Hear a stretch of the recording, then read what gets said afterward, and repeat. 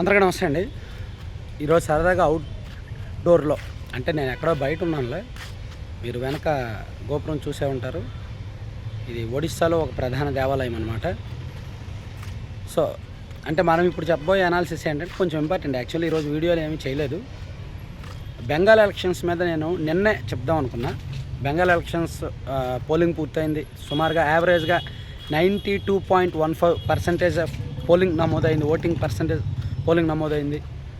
And record స్థాయి polling అనమాట. స్వతంత్ర భారతదేశంలో పశ్చిమ బెంగాల్లో అసెంబ్లీకి ఎన్నికలు మొదలైన తర్వాత ఈ స్థాయిలో పోలింగ్ జరగడం ఎప్పుడూ లేదు. సో ఇంత భారీ స్థాయి పోలింగ్ని బట్టి ఖచ్చితంగా మనం ఒక రాజకీయ సంచలనాన్ని, ఎన్నికల ఫలితాల్లో ఒక సంచలనాన్ని అయితే ఎక్స్పెక్ట్ చేయొచ్చు. ఆ సంచలనం ఎలా ఉండబోతోంది?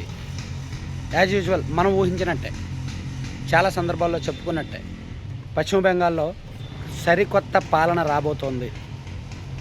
బీజేపీ అధికారంలోకి రాబోతోంది.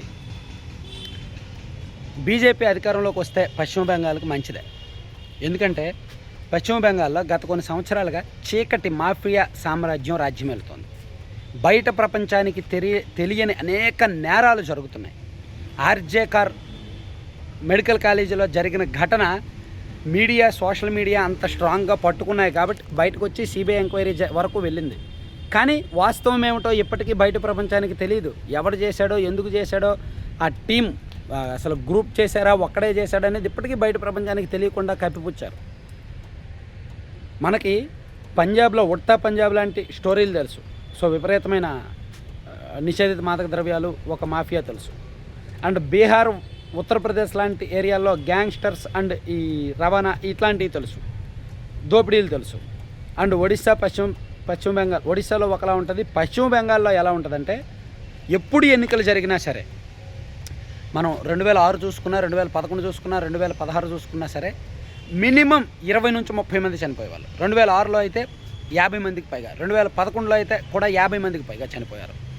ఫస్ట్ టైం ఈ ఎన్నికల్లో ఏ ఒక్కరూ ప్రాణం పోలా, ఏ ఒక్కరూ ప్రాణాలు విడవాలి. దానికి కారణం ఏంటంటే ఎన్నికలకు ముందే సుప్రీంకోర్టు వరకు విషయం వెళ్ళడం, కేంద్ర ఎన్నికల సంఘం అప్రమత్తం అవ్వడం, సుప్రీంకోర్టు ఆదేశాల మేరకు అక్కడ జిల్లా జడ్జీలు ఓటర్ల జాబితా సవరణకు వెళితే ఆ న్యాయాధికారులనే నిర్బంధించిన ఘటన పశ్చిమ బెంగాల్లో జరిగేసరికి సుప్రీంకోర్టు కోపం వచ్చి మీరు ప్రత్యేక కేంద్ర బలగాలను పంపించండి అని ఆదేశించడంతో దాదాపుగా 140,000 మంది సిఆర్పిఎఫ్ అండ్ సిఐఎస్ఎఫ్ అండ్ కేంద్ర బలగాలు 140,000 మంది పశ్చిమ బెంగాల్లో నెల రోజుల పాటు కాపు కాశారు.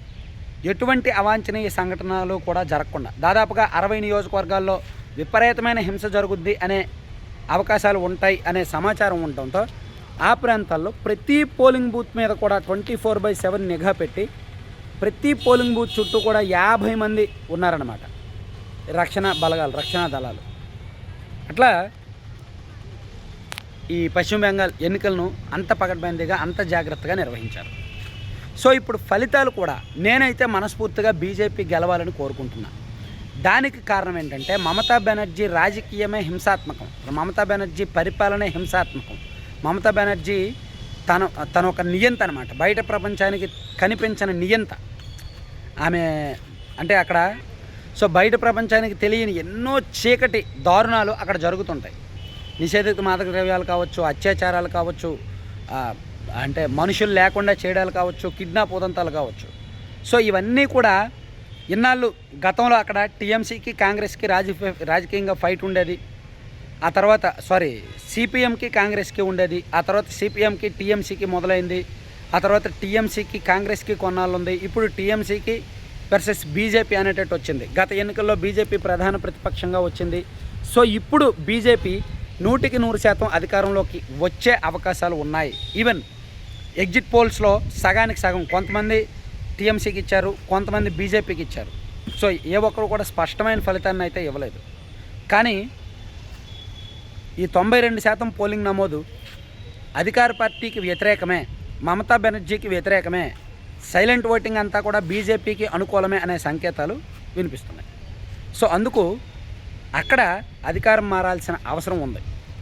ఉత్తరప్రదేశ్లో చూడండి, యోగి ఆదిత్యనాథ్ గారు వచ్చిన తర్వాత ఉత్తరప్రదేశ్ బ్రాండ్ ఇమేజ్ ఏ విధంగా మారింది. అండ్ బీహార్లో చూడండి, ఇలా కొన్ని రాష్ట్రాల్లో పరిస్థితులు, పరిణామాలు మారుతున్నాయి.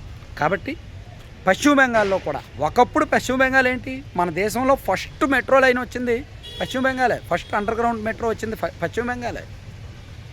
40 ఏళ్ళ కిందట దేశ జీడిపిలో పశ్చిమ బెంగాల్ టాప్ 3లో ఉంది. కానీ ఇప్పుడు ఎక్కడుంది? అసలు కలకట్టాలో విపరీతమైన మ్యానుఫ్యాక్చరింగ్ జోన్స్, పారిశ్రామిక హబ్గా ఉండేది. కానీ ఇప్పుడు ఏంటి, ఇప్పుడు అక్కడ పరిస్థితి ఏంటి, వర్స్ట్గా ఉందన్నమాట. సో అందుకు ఎప్పుడైతే టీఎంసీ అధికారంలోకి రావడం ప్రారంభమైందో అక్కడ హింస పెరిగిపోయి బయటకు చెల్లిన నేర సామ్రాజ్యం విస్తరించి వారికే సాధ్యమయ్యే అవినీతి అక్రమాలు చేసుకుంటూ వచ్చారు. సో అందుకని ఫస్ట్ టైం అక్కడ బీజేపీ అధికారంలోకి వచ్చే అవకాశం ఉంది. అది ఒక రకంగా శుభవార్తే. నేను ఇదే అంశాన్ని దాదాపుగా నెల రోజుల కిందట కూడా వీడియోలో చెప్పాను. పశ్చిమ బెంగాల్లో బయటికి తెలియని దారుణాలు జరుగుతున్నాయి, సో అవన్నీ అడ్డుకోవాలంటే బీజేపీ గెలవాల్సిన అవసరం ఉంది అని చెప్పి ఒక 2 ఎపిసోడ్లు వీడియోలు కూడా చేశాను. సో అక్కడ 40 ఏళ్ళ కిందటి పరిస్థితి ఏంటి, ఇప్పుడు పరిస్థితి ఏంటి అనేది కూడా చాలా క్లియర్గా చెప్పాను. సో వీలైతే ఆ వీడియో చూడండి. Thank you.